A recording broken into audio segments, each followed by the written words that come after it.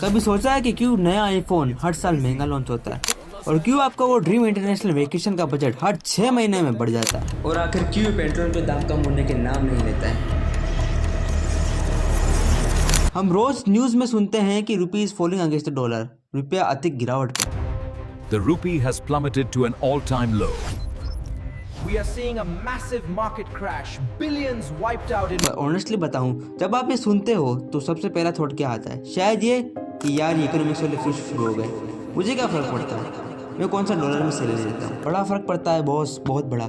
आज के इस वीडियो में हम ये इकोनॉमिक्स की जागरण को साइड में रखेंगे और समझेंगे कि रुपीस गिर क्यों रहा है, और सबसे इम्पोर्टेंट बात, इसकी आपकी जेब पर, आपकी सेविंग पर और आपकी लाइफ पर क्या असर पड़ रहा है। Let's decode the falling of rupees. सबसे पहले let's get to the basic, right. किसी भी चीज़ की वैल्यू बढ़ती और घटती कैसे? सिंपल है, डिमांड एंड सप्लाई। अगर बाजार में टमाटर कम है और खरीदने वाले ज़्यादा, तो टमाटर का दाम बढ़ेगा, राइट। करेंसी भी बिल्कुल वैसी ही है, रुपी और डॉलर भी प्रोडक्ट है। दुनिया भर का व्यापार मोस्टली यूएस डॉलर में होता है, और डॉलर दुनिया की रिजर्व करेंसी है, सबको डॉलर चाहिए। अभी सीन क्या है, डॉलर की डिमांड बहुत हाई है और रुपये की डिमांड उसके कंपैरिजन में कम। लेकिन क्यों? Why suddenly everyone loves the dollar? इसका सबसे बड़ा रीज़न है अमेरिका का सेंट्रल बैंक, जिसे द फेडरल रिजर्व या फेड कहते हैं। पिछले कुछ टाइम में अमेरिका में महंगाई, इन्फ्लेशन को कंट्रोल करने के लिए अपने इंटरेस्ट रेट काफ़ी तेज़ी से बढ़ाए हैं। इसको ऐसे समझो कि अगर आप एक ग्लोबल इन्वेस्टर हो और आपके पास करोड़ों रुपए हैं इन्वेस्ट करने के लिए, आपको पता चलता है कि अमेरिका का बैंक पैसा रखने पर आपको अब ज़्यादा और सेफ रिटर्न देगा, तो आप क्या करेंगे? आप इंडिया जैसे डेवलपिंग मार्केट से पैसा हटाएंगे, उसको डॉलर में कन्वर्ट करेंगे और अमेरिका में भेज देंगे। ये तो हो गई अमेरिका की बात। अब आते हैं इंडिया पर। हमारी अपनी भी बहुत प्रॉब्लम्स हैं। हम इंडियंस इंपोर्ट बहुत करते हैं, मतलब बाहर से सामान मंगवाना। और सबसे बड़ी चीज़ जो हम इंपोर्ट करते हैं वो है क्रूड ऑयल। हमारी ज़रूरत का 85% तेल बाहर से आता है। और गैस व्हाट, इस तेल की पेमेंट हम गांधी जी वाले नोट से नहीं, बल्कि बेंजामिन फ्रैंकलिन वाले डॉलर से करते हैं। हम जितना सामान बाहर बेचते नहीं, उतना ज़्यादा हम मंगवा देते हैं। इसको कहते हैं ट्रेड डेफिसिट। हम हर वक्त डॉलर की ज़रूरत पड़ती है हमारे बिल्स पे करने के लिए, तो हमेशा एक प्रेशर बना रहता है रुपये पर।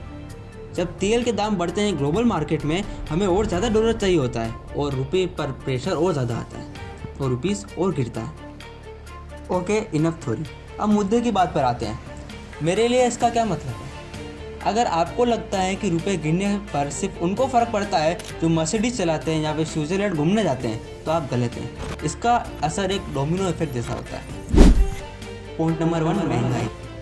जब रुपये गिरता है या कमज़ोर होता है तो इंपोर्टेड क्रूड ऑयल महंगा पड़ता है, और पेट्रोल डीजल महंगा होता है। जब डीजल महंगा होगा तो ट्रक का भाड़ा बढ़ेगा, और जब ट्रक का भाड़ा बढ़ेगा तो उसमें आने वाली सब्जी, दूध और राशन सब कुछ महंगा हो जाता है।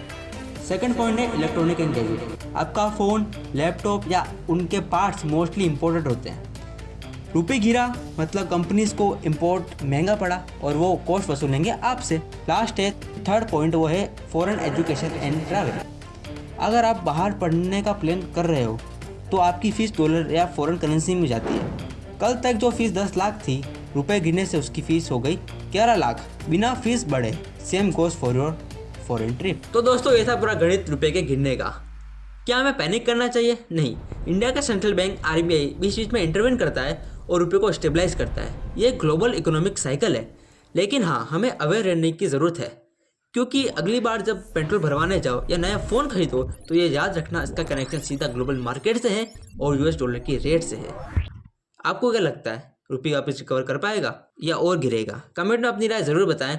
अगर ये वीडियो इन्फॉर्मेटिव लगा तो लाइक का बटन हिट करना और अपने दोस्तों को शेयर करना जो कहते हैं मुझे डॉलर से क्या फ़र्क पड़ता है। See you in the next video. जय हिंद।